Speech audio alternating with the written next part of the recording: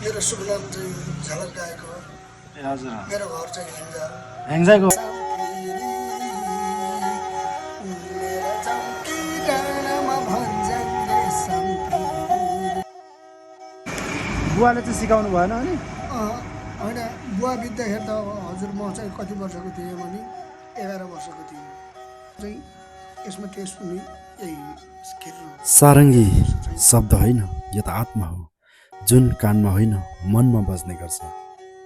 आज मैले भेटेको छु एकजना सारङ्गी वादकलाई, जसले जिन्दगीलाई नै सारङ्गीमा बाँधेर जीवन साट्दै आएका छन्।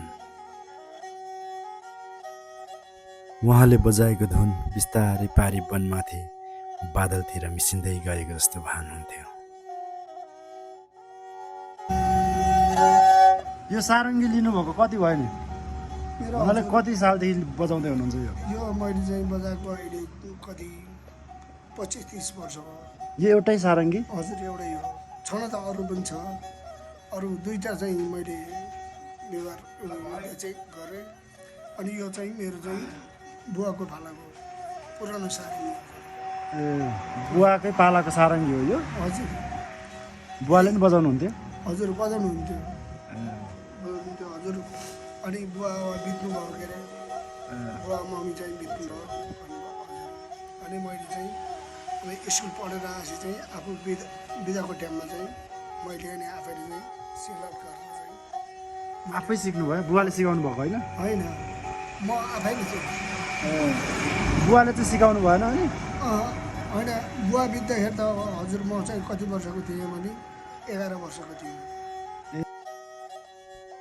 उनी 11 वर्षको हुँदा बुवा बित्नुभयो र त्यसको 1 वर्षपछि आमाले पनि बिदा लिनुभयो र झलक दाइसँग रह्यो मात्र बुबाले छोडेको सारङ्गी।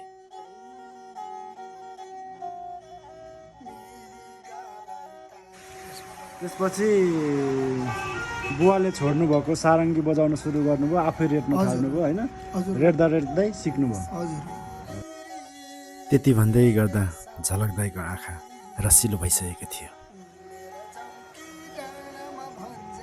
स्कुलबाट आएपछि चाहिँ अनि अब के गर्ने, आफ्नो पेसा इलामलाई चाहिँ आफ्नो बाबुआमाहरूको संस्कृति चाहिँ समेट्न भएन हजुर। यो सारङ्गी चाहिँ कुन काठको बन्छ?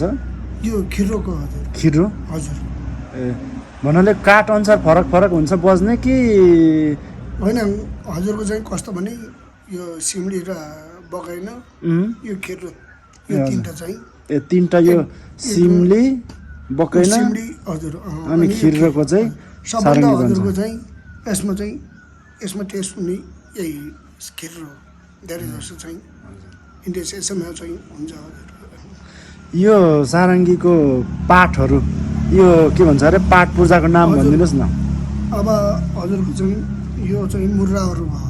मुर्रा भन्छ होइन? त्यो तार तार मिलाउने। हजुर चारवटा। यो चाहिँ अब यसको ब्यालेन्सहरू मिलाउनु पर्यो, हजुर उसको बेस मिलाउनु पर्यो। तारको अनि यो हजुरको चाहिँ यो ब्याकबेन्ड भयो, यो प्लास्टिकहरू, यो चाहिँ प्यारासुट हो। प्यारासुटको हो? हजुर अनि यो पहिलो नम्बरको तार छ नि ठुलो, त्यो चाहिँ नाइलन हो? हजुर हजुर प्लास्टिक। ए प्लास्टिकको हो? प्लास्टिक नै हो यिनीहरू चाहिँ हजुर। अनि यो चाहिँ अब के को छालाको हो नि यो? यो बाख्राको छाला। ए बाख्राकै छाला हो? हजुर। अब यो घोडी चाहिँ हजुरको चाहिँ त्यसलाई अडाउने होइन? हजुर यो घोडी भयो। अनि यो यो यो चाहिँ राख्नै पर्छ यो? हजुर यो सुन्दरी पनि के भन्छ त्यसलाई? यसलाई सुन्नारी भनेर भन्छ। सुन्नाजु? हजुर। ए अनि यो बजाउने हजुरले हातमा लिनुभएको? यो चाहिँ अब यसलाई धनु भन्छ। हजुर। यो पनि प्लास्टिकै हो।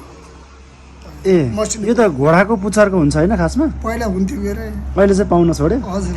ए अब हजुरको चाहिँ पहिला अब घोडे पानी जोमसोम मुस्ताङतिर जाँदाखेरि चाहिँ चौरीको पुच्छरको घोडा हजुर। चौरीको पुच्छरको नि हुन्छ? चौरीको त हुँदैन। ए हुँदैन। ल एकचोटि यो रेशम फिरिरीको बजाउनुहोस् त। कुराकानी गर्दै थिएँ, अचानक मैले अनुरोध गरेँ, दाइ एउटा धुन सुनाइदिनुहोस् न, रेशम फिरिरी। अनि उहाँको हात नाच्न थाले सारङ्गीको तारमा अनि यो धुन निस्कियो।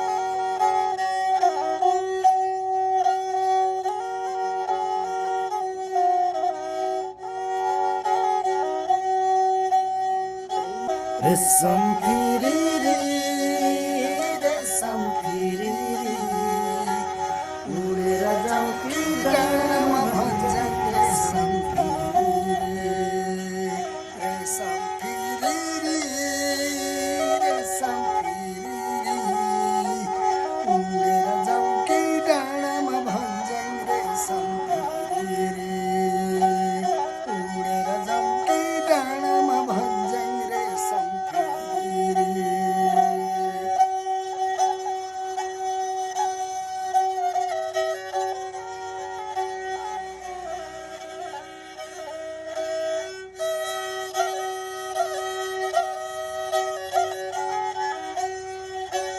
कोदो छर्यो मकै छर्यो धान छरेको छैन कोदो छर्यो मकै छर्यो धान छरेको छैन पछि पछि नाउ कान्छी मन परेको छैन रेशम फिरिरी रेशम फिरिरी उडेर जाऊ कि डाँडामा भन्छन् रेशम फिरिरी रेशम फिरिरी रेशम फिरिरी उडेर जाऊ कि डाँडामा भन्छन् रेशम फिरिरी उडेर जाऊ कि डाँडामा भन्छन् रेशम फिरिरी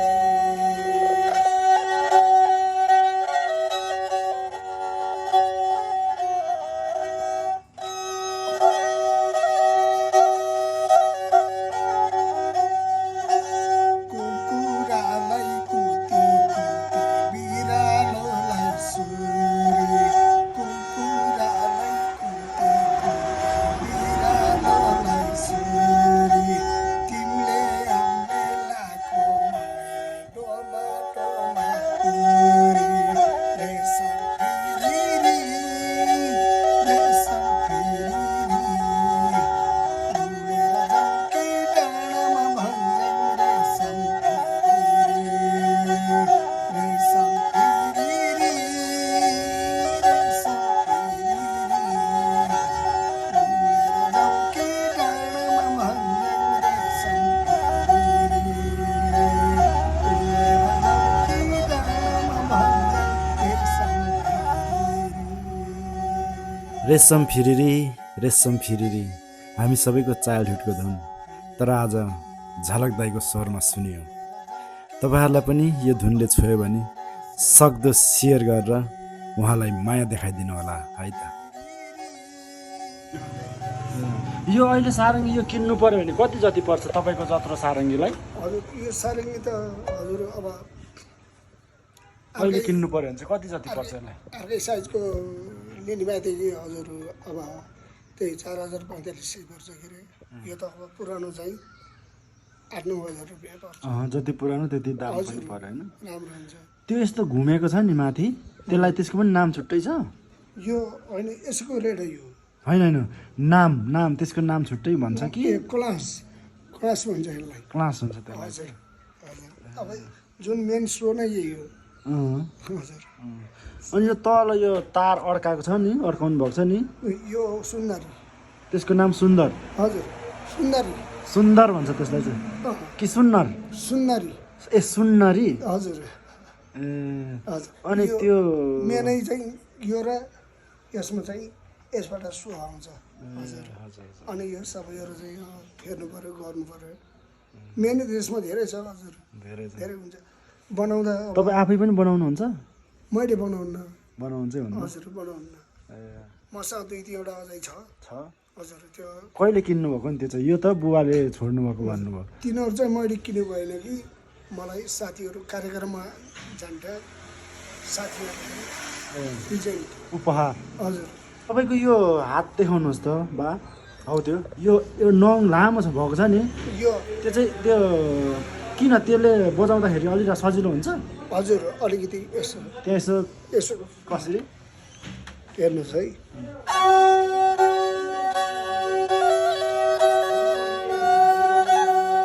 यसले चाहिँ ताल दिन्छ कि ताल हजुर। भन्नाले त्यस्तो सजिलो भयो नङले त्यही हजुर। बजाउँदा त्यस्तो खिएको तपाईँको नङ? हजुर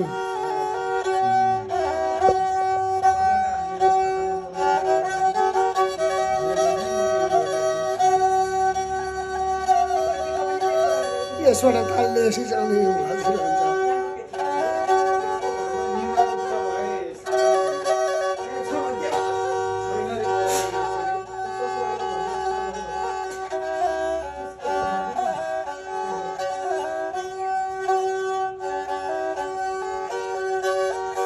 घर कहाँ पर्यो घर मैले सम्झेर के हो र नरो मायालु कहाँ पर्यो घर कहाँ पर्यो घर मैले मात्रै सम्झेर के हो र नरो मायालु मैले मात्रै सम्झेर के भएर नरो मायालु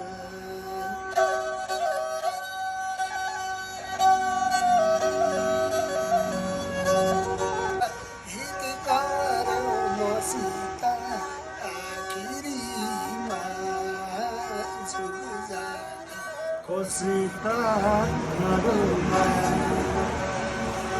हित गर्यो मसित हित गर्यो मसित आखिरीमा जुजा कोसित नरो मायालु आखिरीमा जुजा कोसित नरो मायालु म पनि एक सङ्गीत प्रेमी हुँ, तर आज यो भेटले मलाई सङ्गीत अझ महसुस गर्न सिकायो। झलक दाइले बजाएको त्यो हरेक धुन मानव मुटुका तारमा बजेको हो। न त कुनै लय खोजे न कुनै राग, तर उहाँको भावले, उहाँको त्यो मौनताले, उहाँको त्यो हाँसोले मलाई अलिकति मौनतालाई चिर्न सिकायो। मेरो झलक गायक ए झलक गायक है हजुर झलकमान गन्धर्व भन्ने बाटुल चोरको बाटुल चौरको हजुर मेरो मामा पर्छ ए, तपाईँको मामा हो हजुर उहाँ हजुर ए नाम त्यही त एउटै रहेछ हजुर राशि नाम थियो हजुर ए राशिले गर्दाखेरि एउटै नाम हजुर ए राशि एउटै हुनु हामीले सडकमा यस्तो धुनहरू त सुन्छौँ, तर त्यो धुनमा लुकेको कथा सुन्न बिर्सन्छौँ। साँचो कला प्रष्ट बोल्दैनन्, तर गहिरो हुन्छ। यदि तपाईँलाई यो कथाले मन छोयो भने सुनाउने, सम्झिने र सम्मान गर्ने काम हामी सबैको हो। कृपया झलक दाइलाई सम्मान स्वरूप धेरैभन्दा धेरै सेयर गरेर साथ दिनुहोला र यो च्यानललाई पनि सब्सक्राइब गरेर हजुरहरूको माया यसरी नै सधैँभरि देखाइरहनुहोला। हस् त, फेरि अर्को एपिसोडमा जोडौँला। धन्यवाद।